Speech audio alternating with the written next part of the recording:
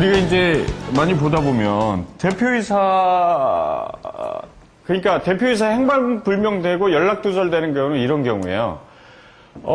자기가 예를 들어 어느 기업에 임원으로 있거나 그 직원으로 있는데 사업 아이템이 있어요. 일하다 보면 많은 사람 만나다 보면 사업 아이템이 있어서 이제 사업을 하고 싶은데 놀고 있는 친구가 있습니다.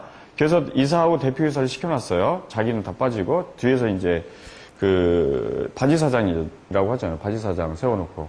근데 어느 날 그래서 자기가 이제 다 일을 그 뒤에서 해주고 있는데 행방불명되거나 그 다음에 연락두절이 됩니다. 이랬을 때 회사 이사회라든가 이런 부분은 어떻게 하냐는 거거든요. 그래서 그런 경우에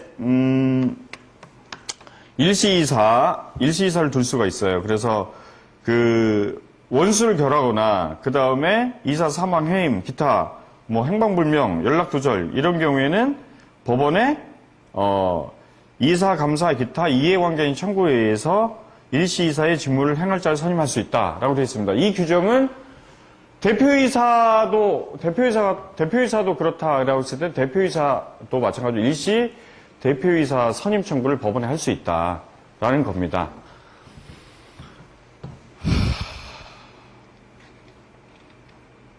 그리고 임원 모두 임기 만료되거나 뭐 사임해서 안 하겠다 때려치겠다라고 한다든가 이랬을 때도 마찬가지로 일시이사나 일시 대표이사를 법원에 선임해서 할 수 있다라는 겁니다. 근데 이제 문제는 세 명이에요. 세 명. 한 명이 대표이사인데, 한 명이 이제 대표이사인데, 이 대표이사가, 그 행방불명 됐어요. 이걸 어떻게 해결할 거냐, 대표이사가 행방불명 됐을 때. 첫 번째, 대표이사는 어디에서 선임하냐면, 보통 그 정관의 규정이 없는 한 이사회에서 선임하게 됩니다. 그래서 그러면 이사회 소집 청구를 누가 할 수 있느냐? 뒤에 나오겠지만 각 이사가 할 수 있어요. 누구나 이사가. 그래서 이사회 의장이 또 누가 되느냐? 그러면 규정이 없는 날 보통 이사회 규정에 대표이사가 없을 때는 뭐 전무, 상무 이렇게 순위를 정해집니다. 그래서 대표이사가 없는 경우 두 명이 이사가 소집 청구를 해서 2인이 이사회를 구성합니다. 그래서 2인이 구성해가지고 이 1인의 대표이사가 없으니까 일단 대표이사 지위를 이사회 의장이 뭐 그 중에 전무가 있었다. 그 전무가 이사회 의장이 돼가지고 이 대표이사를 해임하죠. 해임하면 그 이사의 지위는 그대로 존재하고 대표이사 지위만 해임되는 거니까 그래서 이 2인이 다시 자기 중에 한 명을 대표이사로 선임할 수 있죠. 선임할 수 있죠. 그죠? 왜 자기가 대표이사 선임이나 해임에 있어서는 특별 이해관계인이 아니잖아요. 그래서 의결권이 다 있어요. 그래서 3명 중에 과반수 2명이 참석해서 2명이 찬성하면 대표이사를 선임할 수 있어요. 그래서 대표이사를 다시 선임해서 회사를 정상으로 궤도에 올릴 수 있습니다. 근데 문제는 여기에 또 2인이 서로 대립적이다. 이랬을 때는 어려운 문제가 발생하죠. 그런 부분에 있어서 그러니까 다각도로 생각해 볼 필요가 있습니다. 이런 이사 관계 문제라든가 그러니까 이사회에서 어떻게 할 건지 주총에서 어떻게 할 건지 그런 부분 고려해가지고 상담을 하셔야 될 겁니다.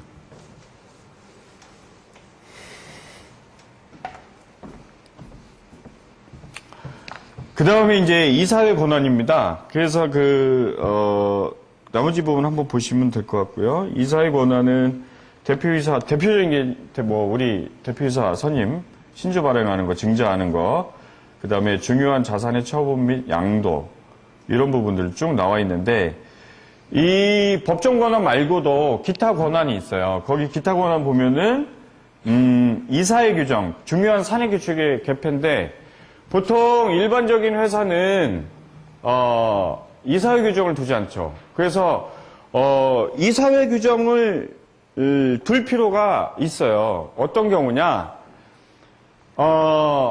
보통 이제 쉽게 예를 들면 여러 사업을 하는 사람이 자기를 이제 대표이사를 누구한테 예를 들어 위임하고 자기는 뭐 회장으로 물러나오고 싶다라고 했을 때 예를 들어 그러한 경우에 그 이사회라든가 이런 부분 예를 들어 이사회의 지위에 있으면서 또는 이제 주주의 지위도 그대로 있죠. 그러한 경우에 이사회 의장을 누가 될 거냐 이런 문제. 의장을 그 사람 그 뒤에 배후에 있는 인물이 의장이 되게 되면 이사회의 전반이라든가 이런 부분을 통제할 수 있으니까 그래서 그런 부분을 어디에 둘 거냐 그 정관상의 규정을 둘 수도 있고 이사회 규정에도 둘 수 있다. 특히 그러한 경우에 이사회에서 중요한 재산 말고는 일반적인 재산 같은 경우 그 대표이사가 정권을 행사할 수 있거든요.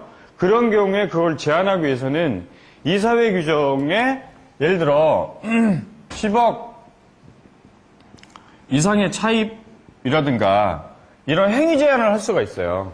그래서 만약에 이걸 위반하고 했을 때는 그 자체가 무효가 되고 상대방이 그걸 알거나 알았을 때는 상대방 그 거래 행위 자체가 다 무효가 되거든요.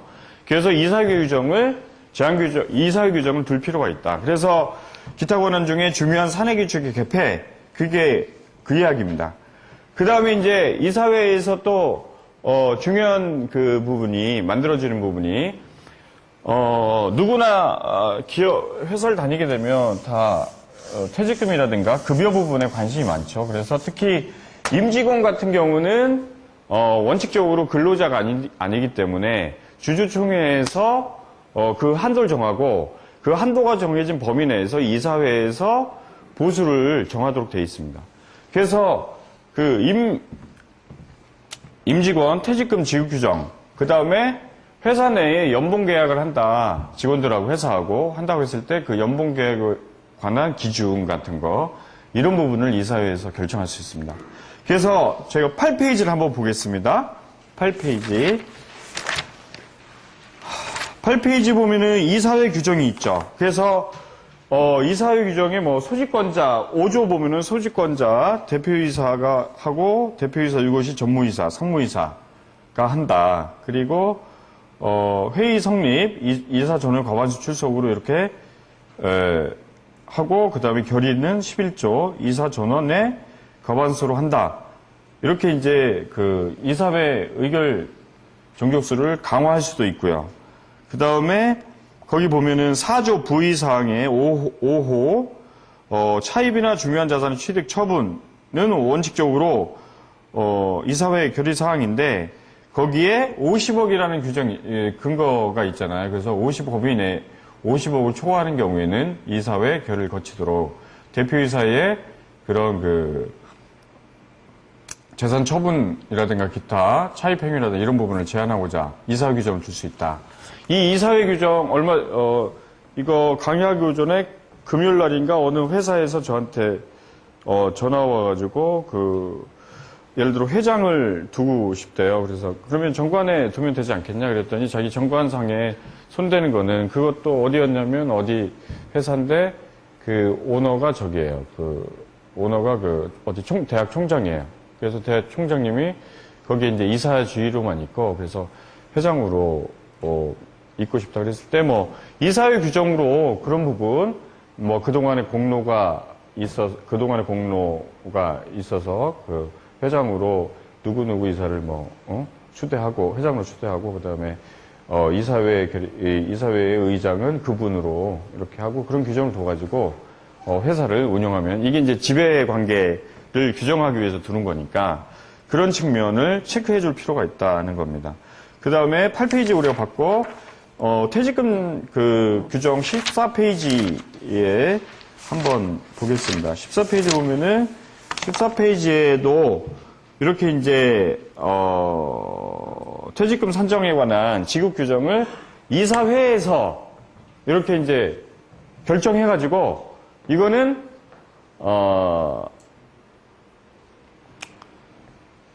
그 승인을 주총에 승인을 받아도 주총에서 퇴직금에 관련돼서 한도액에 대해서는 이제 주총에 승인받고, 그 다음에 이사회에서 이렇게 이제 임원 퇴직금 지급 규정을 둘 수 있다는 겁니다. 특히, 이 특별 위로금이나 이런 부분은 또, 그 한도액 범위 내에서 또 해야 되기 때문에 그 금액 차원에서 주총에 그 승인을 받아야 된다. 그 다음에 이제 다시 13페이지로 들어가가지고요. 그래서 이제 이사회의 그 권한 중에 중요한 자산의 판단 기준인데, 이거는 거기 보면은 회사의 규모, 영업, 재산 상황, 경영 상태 이런 걸 고려해가지고 대표이사가 혼자 결정하기에는 무리한 사항 이런 거에 대해서는 이사회 결의를 거쳐야 된다는 겁니다. 그 다음에 이제 원칙적으로 반가로 2번에 원칙적으로 이사회 권한이지만 정관에 주총의 권한으로 정할 수 있는 거 보면은 대표이사 선정하는 거 주총에서 할 수 있다. 그 다음에 신조 발행, 준비금, 자본 전입 이런 부분들 할 수 있다. 그 다음에 이제 그 밑에 보면 이사회 같은 경우는 외부 인원도 있을 수 있기 때문에 그런 경우에 이사회 소집하고 통지하거나 이러려면 시간이 걸리고 그래가지고 상무회나 대표이사한테 일임하고 싶다는 회사가 있을 거예요. 그러한 경우에 위임이 가능하냐? 가능하지 않다. 법령 위반이어가지고 안 되고요. 그 다음에 그러면 법률이나 정관에 규정되지 아니한 사항, 회사 업무에 관련돼서 그런 경우에 결의할 수 있냐, 이사회에서. 결의할 수 있다. 이거는 무슨 얘기냐면, 왜 이런 문제가 발생하냐면요. 예를 들어 어떤 의사결정을 하는데 대표이사가 임의로 할 수 있는데도 불구하고 이사회에 안건을 올리게 되죠. 그 이유는 뭐죠? 나중에 책임 문제를 피하기 위해서, 면피하기 위해서, 그런 얘기입니다. 그래서 이사회의 뭐 특별한 뭐 직원에 관련된 문제를 안건으로 회부해가지고, 그거를 이사회 결정으로, 처리할 수도 있습니다. 그거는 대표이사가, 차후에 책임 소재를 명확히 하기 위해서, 그러한 경우에 가능하다라는 겁니다.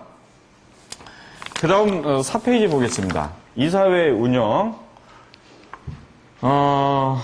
그 이사회의 소집권자는 누구냐? 에서 각 이사가 소집권자입니다. 원칙적으로 상법상. 그래서 여기서 문제되는 점이 감사가 이사회 소집 청구권이 있느냐 문제인데요. 일본의 경우에는 소집 청구권을 인정해요. 근데 우리는 견해가 갈리는데, 우리 상법 392조 2항 보면은 이사가 법령 정관에 위반 행위를 하거나 염려가 있다고 해서 이사회에 보고해야 된다라고 돼 있으니까 이 보고하려면 이사회를 소집해야 될 거 아니에요. 그런 측면에서 필요하다는 견해도 있고, 이건 보고할 사항이지 소집할 수 있는 권한을 준 것은 아니다라는 견해가 있습니다. 그래서 명문상으로 봤을 때는 감사 단독으로 소집할 수 없고 소집권자의 소집 청구를 하는 것으로, 그 소집권자라는 거는 각 이사에게 이런 문제가 있으니까 이사회 소집을 해달라 해서 그런 그 소집 절차를 밟아야 된다는 얘기입니다. 그래서 각 이사 좀 안정되고 회사가 잘 나가는 회사 같은 경우는 그 대표이사나 오너인 대표이사의 거의 독단으로 회사가 운영되는데요. 그러한 경우에 각 이사가 소집권이 있다는 게 기분이 나쁜 거예요. 또 이렇게 시간이 흐르다 보면 뚜껑이 열리는 이사도 가끔 있잖아요. 그래서 법적인 권한을 따져가지고 또 달려드는 경우가 있는데, 이러한 경우에 그게 싫다라고 했을 때 이사회 규정에 대표이사만 소집권을 갖는다라고 규정을 둘 수가 있습니다. 그 다음에 그것이 또 문제가 되다 보니까 상법의 390조 2항에 이런 규정을 두고 있습니다.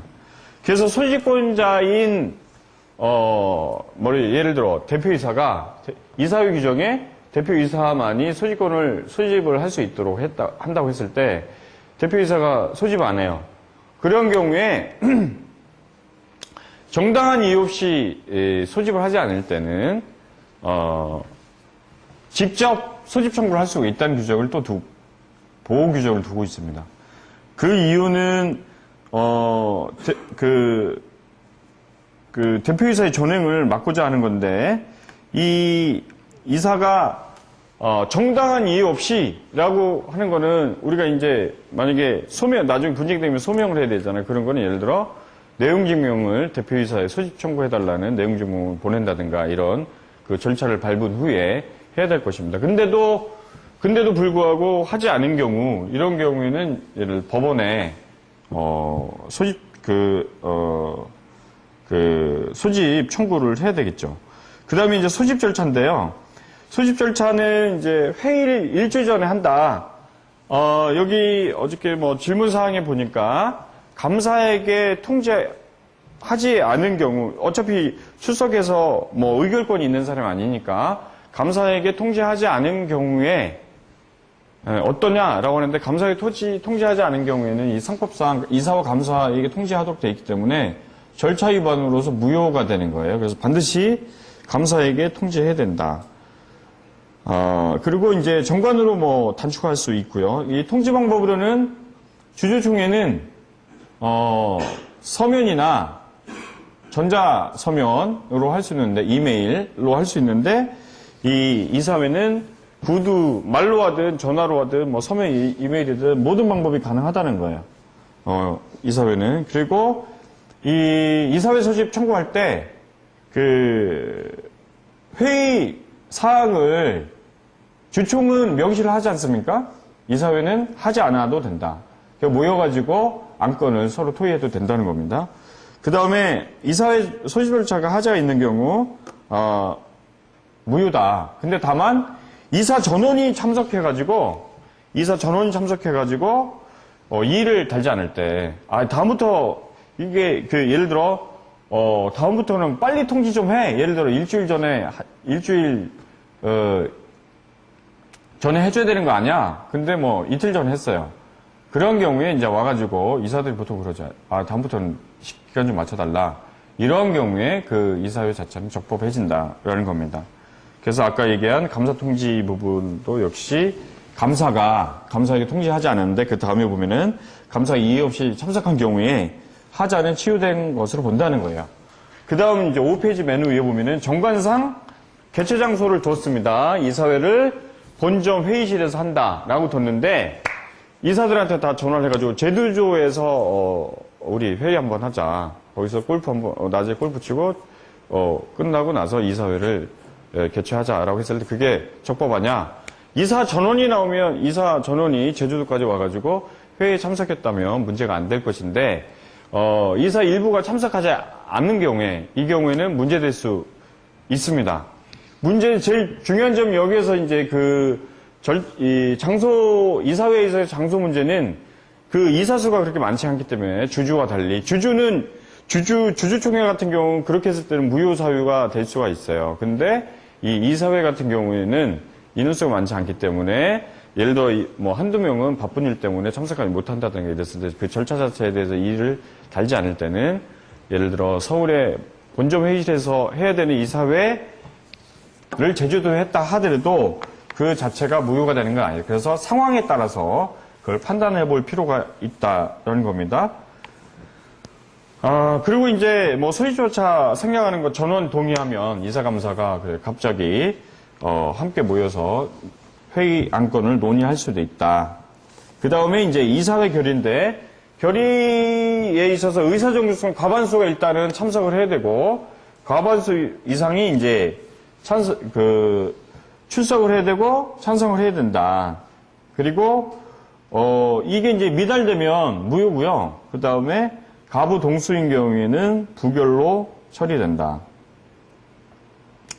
그 다음에 이제 직무 집행 중에 이사가 의사정족수에 포함되느냐 문제인데, 요거는 이제 직무 집행 중인 경우에는 그 자는 의사정족수에 포함되지 않아요. 이 직무 집행 중. 왜 그러냐면 현존하는 이사수를 기준으로 하기 때문에 그렇습니다. 그 다음에 정관으로 이사 전원의 동의가 있어야 이사회 정관으로 이사회 전원의 동의가 있어야 통과될 수 있다라고 둔 경우에 그게 효력이 있냐에 있어서 가중하는 거는 가능하다.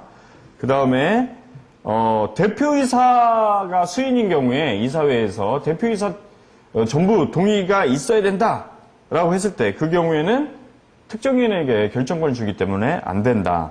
그 다음에 또 이런 전화도 받으셨을 거예요. 회장 등이 참석한 경우에 의결할 수 있다.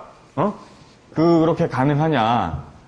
그거는 허용되지 않는다. 그 다음에 가부동수인 경우에 의장에게 캐스팅 보트 주는 거, 의장이 찬반에 따라서 결정되게 하는 거, 그 규정도 허용되지 않는다는 겁니다. 그거는 전부 의결권 평등의 원칙이 있는데 그 의결권 평등의 원칙에 반한다라는 사실입니다.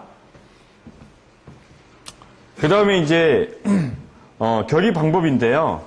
이사회는 주총은 서면으로 결의해도 문제 삼지 않습니다. 근데 이사회는 회사의 의사결정기관이기 때문에 그 의사결정기관은 만나서 토의해서 결정하라는 그 전제를 깔고 있거든요. 그래서 서면 결의는 허용되지 않는다는 겁니다. 그 다음에 이제 6페이지 위에 보면은 우리 이제 회사 하시다 보면은 회사 이제 그 관리하시다 보면은 이사가 여러 명인데 그 중에 한두 명은 보통 회사에 출근하지도 않고 그러면서 회사에서는 그 이사를 이름을 이렇게 불러줘. 비상임이사라고 부르면서 그 이사가 참석하지 않는 경우에 나중에 회사가 잘 되게 되면 그 이사들이 꼭 또 그거 가지고 이사회에서 결정했던 사안에 대해서 다시 뭐 법적으로 뭘 하겠다 하면서 금전을 노리거나 이런 경우가 있거든요. 그래서 그 경우에 판례가 그러면 이 무효냐라는 그 소송이 하나 있었는데 항상 이사회 날이는 자기가 해주면서 이사회 참석도 하지 않으면서 그걸 권한 유임했을 때 그것이 예를 들어 그 이사가 수립통지를 받고 참석했다 하더라도 그 영향이 없다라고 했을 때, 한다고 봤을 때 그런 경우에는 유효하다라는 판례가 있습니다. 근데 반드시 항상 유효라는 거 아니고 이거는 아마 그 사실관계 있잖아요. 그러니까 회사를 잘 운영하는 뭐 이사진들에 대한 이해관계에 있어서 나중에 이제 뭐 재산을 취득을 원하거나 이런 그런 아마 그런 사정관계가 있기 때문에 아마 이런 판단을 내렸을 거고요. 본래는 이사가 반드시 출석을 해야 되고 그 소집 통지를 해야 된다. 그 다음에 특별 이해관계인 이사의 경우에 의결권이 없죠. 그래서 여기 391조 3항인데요. 그 특별 이해관계 범위는 경업승인의 경우, 자기거래의 경우 이런 경우인데 예를 들어 하나 제가 보겠습니다. 제가 이제 우리 회사 예를 들어 볼게요. 예를 들어 코로 얘기를 한번 할게요. 원래 이제 코로가 이게 이제 사무실을 하면서 개인이 만든 개인 소유예요, 개인. 예를 들어 이 근체. 근데 이제 이걸 하다 보니까 사람들이 와서 되게 좋네. 좀 나도 한번 쓰고 싶다. 뭐 이러면서 이제 그런 그 주위에서 그런 분위기 때문에 갑자기 회사를 하나 만들었단 말이에요. 앤썸은. 그러면 이제 개인이 이 회사를 만들어서 이걸 운영하는데 이 코로에 관한 프로그램 권리는 개인이 있는데 이걸 이제 장기간 가다 보니까 이 회사로 옮겨야 되겠다는 생각이 들더라고요. 그러면 앤썸에서 이거를 매입을 해야 되지 않습니까? 아니면 내가 이거를 뭐 프로그램 요거를 평가받아가지고 현물 출자하든가 아니면 그래야 되는데 그러다 보면 이사회에 임원이 있을 거 아니에요. 이사회가 여기 있을 거 아니에요. 아무리 뭐 대기업은 아니더라도 이사회 있을 텐데 여기에서 나와 회사와 매매 계약을 맺게 되잖아요. 그래서 이 경우는 의결권이 없다는 거예요. 의결권이. 그래서 이제 특별 이해관계인이 저 문제인데, 거기 이제 그 화살표 3명의 이사 중 대표이사와 특별관계에 있는 이사 등이 2명이 출석해서 의결한 경우에 한번 보겠습니다.